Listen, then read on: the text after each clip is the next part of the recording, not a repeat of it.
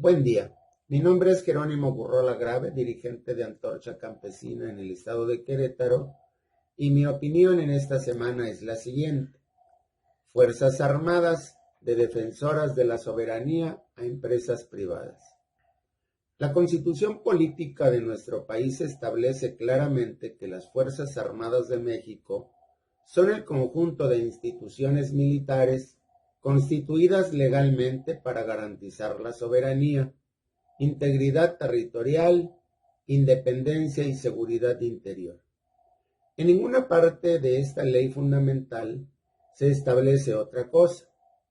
Sin embargo, desde que el presidente Andrés Manuel López Obrador asumió el poder, las Fuerzas Armadas no solo han aumentado su presencia en las calles, también se han convertido en empresarios exitosos.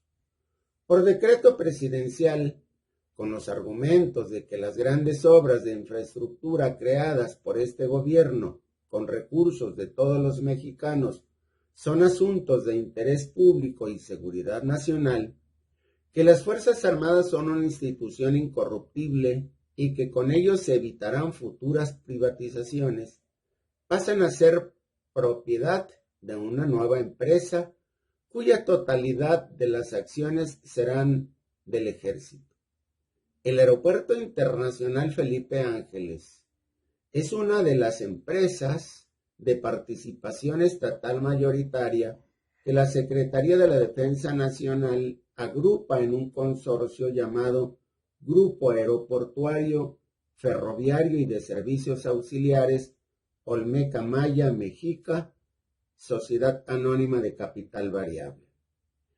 Según un estudio realizado por la organización civil México, ¿Cómo vamos?, este grupo militar tiene un valor en activos de por lo menos 305,677 millones de pesos y entre ellos la administración de 3 aeropuertos en los estados de Chiapas y de Quintana Roo, además de la ruta de 1,500 kilómetros de las vías del Tren Maya en 5 estados del sureste: Tabasco, Campeche, Yucatán, Chiapas y Quintana Roo. En los últimos días, López Obrador anunció la creación de otra empresa militar en la Marina para controlar los aeropuertos de Ciudad Obregón y Guaymas en Sonora, donde también se construirá una planta de licuefacción de $3,000 millones de inversión. Para México, ¿cómo vamos?, conocer las entrañas administrativas, jurídicas y financieras del consorcio empresarial es una tarea difícil, puesto que para realizar su trabajo periodístico y conocer el proceso de integración del nuevo grupo aeroportuario y ferroviario, a pesar de que hicieron 54 solicitudes de información pública, la Sedena declaró la inexistencia de la información en cada una de las solicitudes. Igualmente, para Eduardo Bojorquez, director de Transparencia Mexicana, México se encamina en sentido contrario a la tendencia mundial de revertir agencias militares hacia poderes civiles con controles democráticos sólidos. La idea de que son incorruptibles es falsa.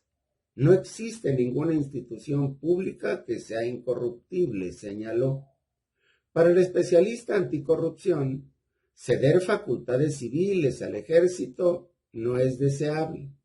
Sin embargo, una vez que esto es un hecho, se requiere implementar controles democráticos que obliguen a las Fuerzas Armadas a rendir cuentas y atender sus obligaciones de transparencia, informar sobre el diseño de sus órganos internos de control y su consejo consultivo, así como realizar comparecencias públicas. Bojorquez considera que el gobierno federal aprovecha la confianza ciudadana de las Fuerzas Armadas para poner un blindaje que permita ocultar las operaciones del grupo empresarial. Ciertamente, el porcentaje de confianza de los mexicanos hacia las Fuerzas Armadas ronda el 80%. Pero si el mismo presidente, comandante supremo de las Fuerzas Armadas y sus familiares han sido cachados recibiendo bolsas con aportaciones para su movimiento.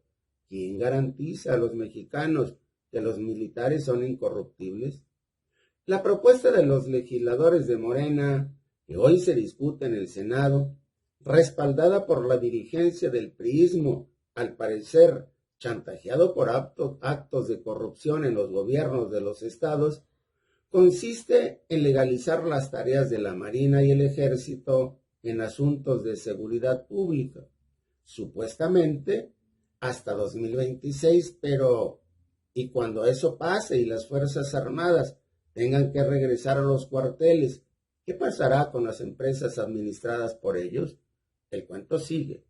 Muchas gracias.